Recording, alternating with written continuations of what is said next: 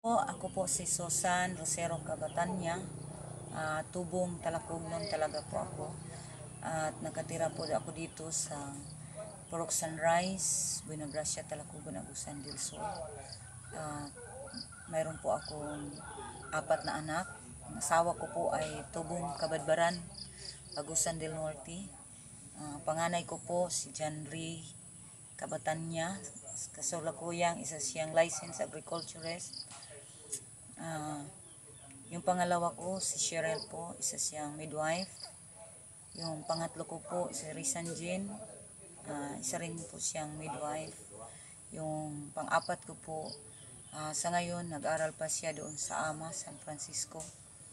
At lahat ng natutunan ko, o lahat ng pangangailangan ng pamilya ko, dito namin kinuha sa pagsaka namin. Lahat kung ano man ang makikita natin dito, kung ano man ang kinabubuhay namin, dito namin kinuha lahat kung ano man ang meron kami dito.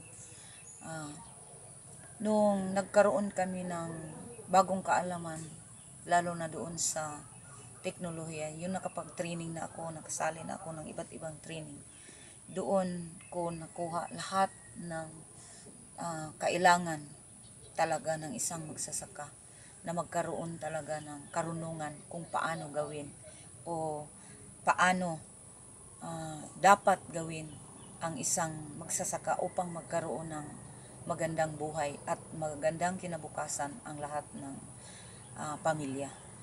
At doon, pinaktis namin lahat ang kung ano man ang natutunan namin. Kasi sayang naman kung attend tayo ng mga trainings at hindi natin i-apply. Sayang, napakalaking gastos ng gobyerno parang tayo magkaroon ng kaalaman, lalo na sa mga bagong teknolohiya sa natural farming, kung hindi naman natin i-apply. At doon namin nakita kung ano man ang natutunan namin doon sa trainings. Kami talaga mag-asawa, partner kasi kami sa lahat ng gawain dito, araw-araw partner kami. So lahat ng natutunan namin ng mga teknolohiya, ina-apply namin. At doon namin nakita namin lahat katulad ng mga concoction, katulad ng pag-alaga ng hayop na natural ang pamamaraan, palaisdaan, palayan, o kahit sa gulayan. At dito namin nakita na hindi pala ang kahirapan ng tao ay nasa tao pa rin. Kung lahat ng mga tao ay magsikap at magtiyaga, at talagang kung ano man, kailangang mangulikta tayo ng mga teknolohiya. Kasi ang hindi ko alam, baka alam mo. So, yun, mahilig kami ng magkoleksyon ng mga bagong ideya para madagdagan ang kaalaman namin. At sa lahat ng mga magsasaka sa buong Pilipinas, mai-encourage ko kayo na kung magsasaka tayo, taas noo nating ibandera ang mga magsasaka. Hindi yung ay magsasaka lang. Kasi ang farmers is the backbones of our country.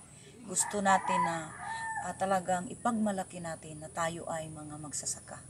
Hindi natin maliitin. Kasi yung iba parang maliit ang tingin sa mga farmers. Pero kung tutuusin, saan ba kumukuha ng pagkain ang bawat tao sa buong Pilipinas kung wala tayong mga magsasaka?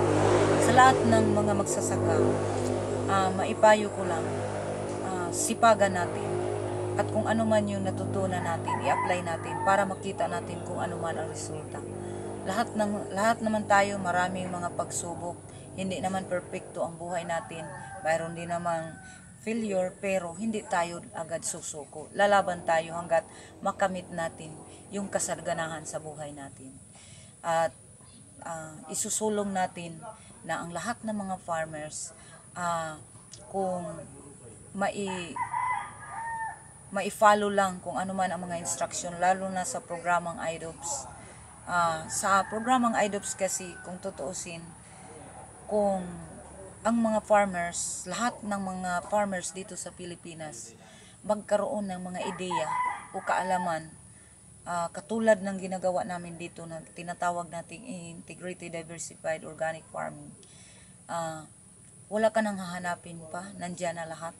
Kung ano man ang gusto mo, gulay, pagkain, pera, nandoon na.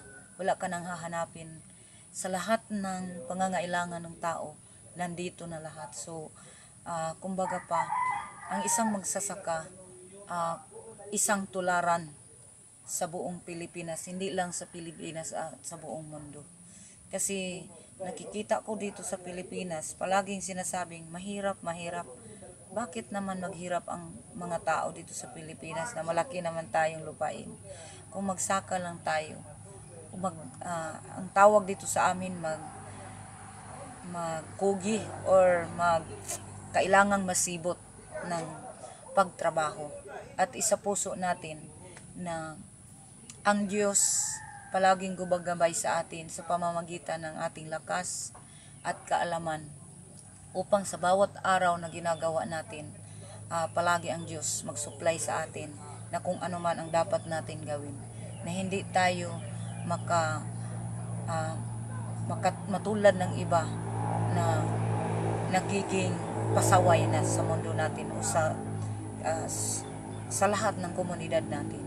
Kaya sa lahat ng mga tao na nagsasabing mahirap, tayong mga Pilipino ay likas natin na pagsipagan lang natin para maging umaunlad ang pamumuhay natin, lalo na tayong mga magsasaka.